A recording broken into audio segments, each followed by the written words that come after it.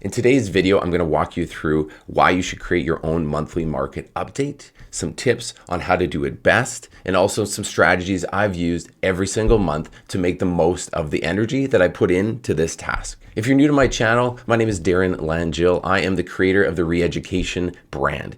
I simply build better realtors. I'm also a realtor here in Calgary, Alberta, Canada with Real Broker.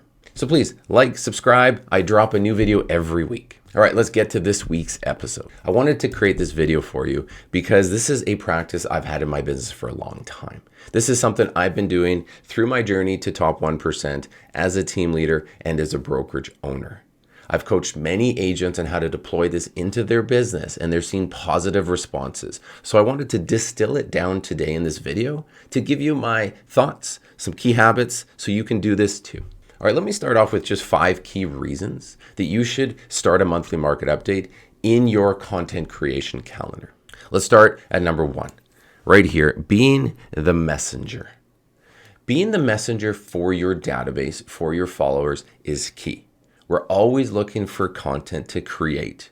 Okay, so you need to be the messenger within the follower list of the market information. Right? You have to take control, lead, and be the one to pass along any and all key bits of information to those folks. You are their realtor. You are their would-be realtor. So you need to make sure you're always position yourself as the messenger. That's number 1. Now, number 2, see that one's checked. Number 2 is you and me, we're always trying to find ways to show value. Show value authentically. Right? Show value that doesn't feel pitchy, right? When we speak about the market update, every one of us is working with would-be home sellers, home owners, and would-be buyers. They are interested to understand what are the dynamics of the market. So this is a key and simple way with data that's being sent to you to analyze to just do this, to show your value. That was number 2. Now, the other one is sharing your knowledge. This is critical. Many of the people we know many realtors. A lot of them act pretty silently. They're very passive, and some are very aggressive, salesy, and pushy. But I believe the ability to share your knowledge as the knowledge broker, the person that understands the market, isn't just peddling houses, understands how the market's acting, and there is no better way than to consistently work through your monthly market updates, be the messenger, show your value, but then put yourself up there on the pedestal within the group of the people that they know that are realtors that understands the market. So you need to share your knowledge. Okay, number 4, this one's a little cagey. I like doing things because others won't. And what I do know is the average agent out there is not going through the energy to do this. So if you consistently build this practice, many of the other realtors that are in the circles for which you run or you are on follow, people that follow you or are in your email list, a lot of the agents won't do this. So again, this is simply a way to separate you from them.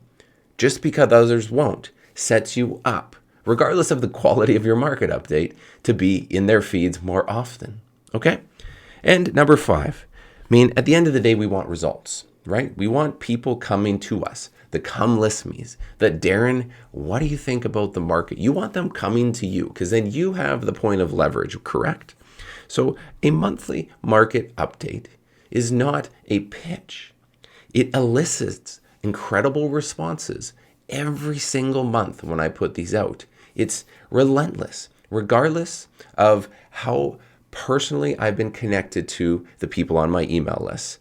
Every single month, it elicits a response from somebody who wants to know what their situation is like specifically.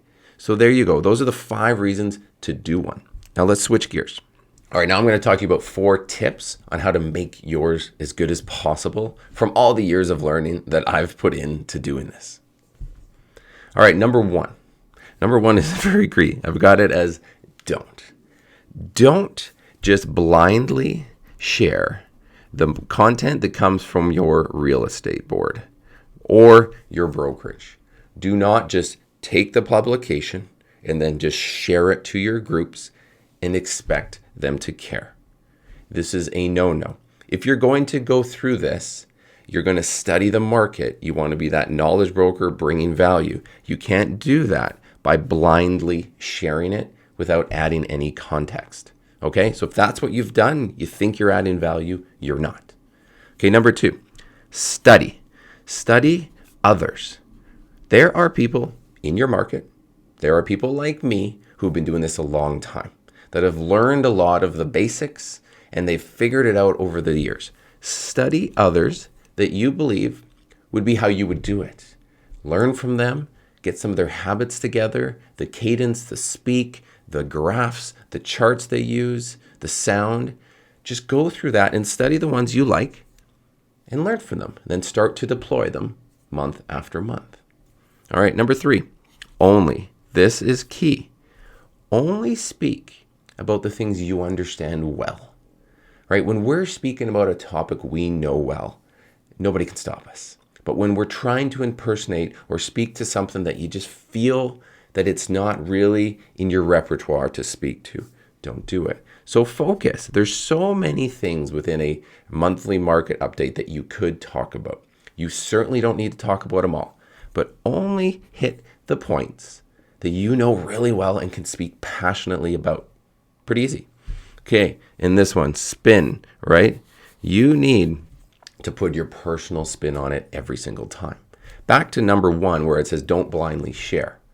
You need to put your personal spin on the content you share, right? The data is the same for everybody, but how you say it and the way that which you speak to your followers comes from you. We all have different levels of experience. So our job is to find a way to spin it our way, to put your stamp on it. So then if you share something put on by your brokerage and you want to get your followers to read it, you're going to want to put a body of text on the top of the post, at the very least, to give them context to say, look for this, I found this, from my experience, this means, and that's how they will say, wow, Johnny shared this with us, he told me why I should look at it, or he's put his spin. So then now I can lean in and consume the content.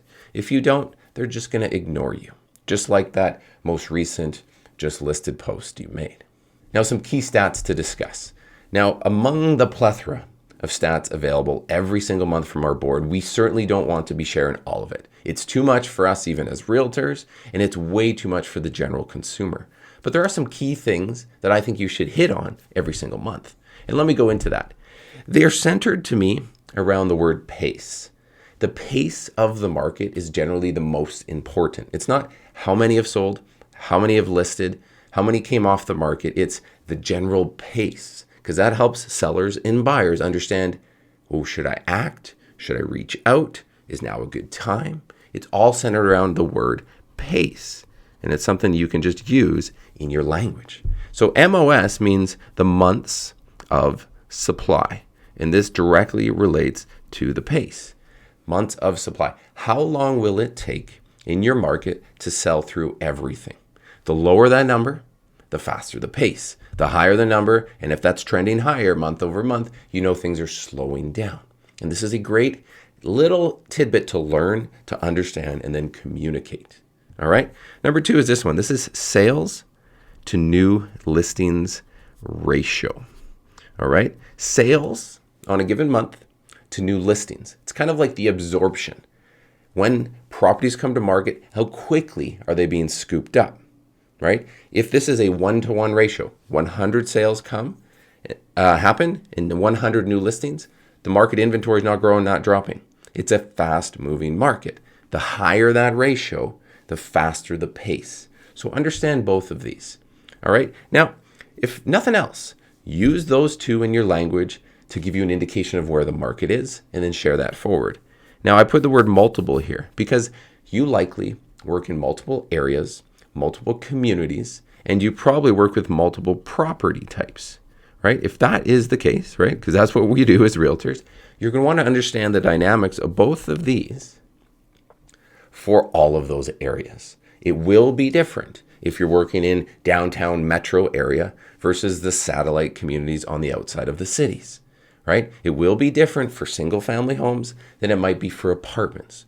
So if you're working in both those markets, make sure you're not painting everything with a brush, but you know the specifics you can speak to. This will help you in your listing presentations, but it'll certainly tell the people listening that you know what you're talking about and you're the one to come to about the local information.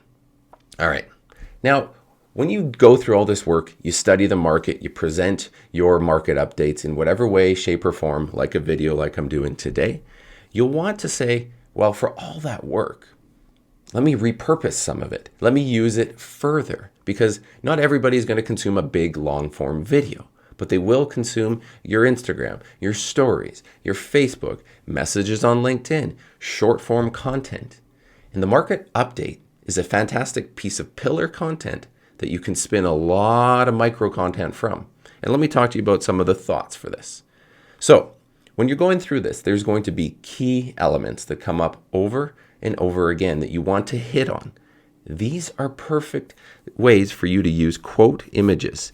You've seen these on Instagram. They look fantastic. They make you look very pro. If you've layered a professional third-party shot photo of you over an image, over a piece of text that you pulled from the update, that will look incredibly professional and allow you to take the key assets from the big market update and drop them into some other social media for you. So that's number one.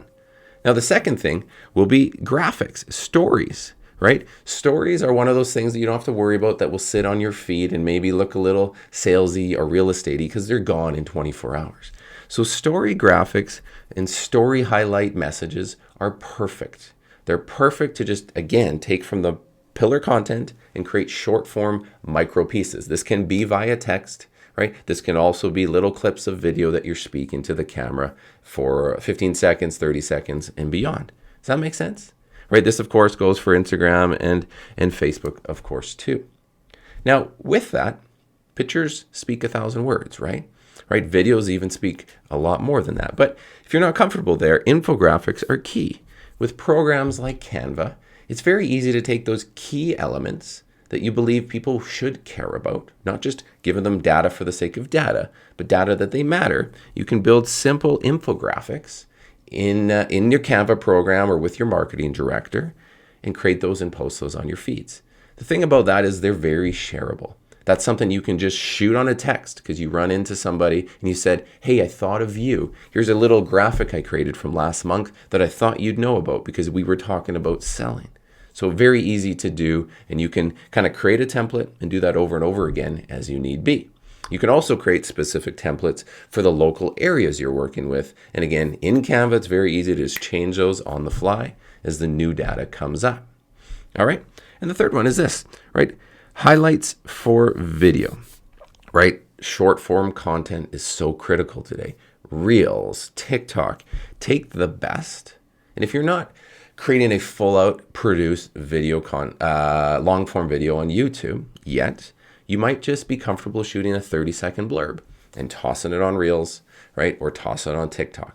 So again, there might be, 3 or 4 things that are must hears and you just go ahead and shoot them. All right. Make some sense. All right. As I finish today, the final tip. Content creation can feel like a beast, right? It can feel like a lot of work. And sometimes for us as agents, it creates anxiety and overwhelm. But the thing about the monthly market update is it comes every month. It comes every 30 days. And it allows you to fill your funnel of content very easily. And every month you do this, you get better, you get more efficient, it goes faster, and you also get better at delivering. If you study the analytics, if you study what people post, the reactions you get and the engagement, you'll learn which ones were the winners, right? And which ones were the losers. All right. Well, I hope this video gives you the reasons why you should and a bunch of tips to start doing this in your business. Don't expect it to look like your favorite agent's video updates in the first go. You can work towards that. And I've seen agents start from zero and build great followings in their local and big markets just by deploying some of the tactics in this video. Good luck, have fun, and I'll see you again next week.